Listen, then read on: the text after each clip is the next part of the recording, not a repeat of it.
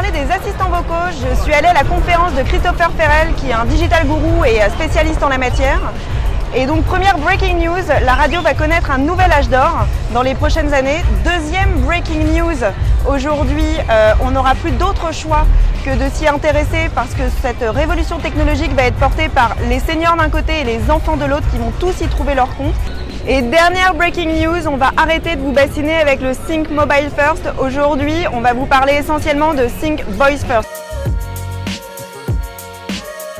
Alors l'intelligence artificielle est toujours au cœur de South by Southwest avec les grands spécialistes qui sont réunis ici pour nous expliquer ce qui va nous arriver. Notamment Adam Shire de Vive et Neil Watson de la Singularity University.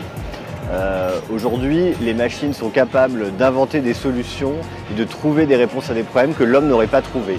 Par exemple, AlphaGo 0, qui n'a jamais été entraîné par les humains, a battu AlphaGo, qui lui-même avait été entraîné par des solutions humaines.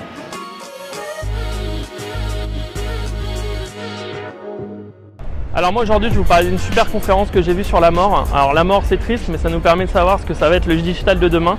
Et la vraie question qu'on se posera tous demain c'est est-ce que tu es team deuil ou team éternité.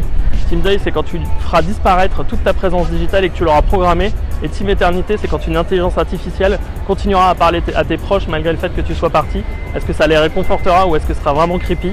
C'est la question qu'on se pose tous. Le mot du jour, c'est vraiment Inclusive Design. On l'entend partout dans les conférences. C'est un peu comme si la Silicon Valley avait découvert tout d'un coup qu'elle était un monde un peu plus riche et un peu plus blanc que le reste de la planète.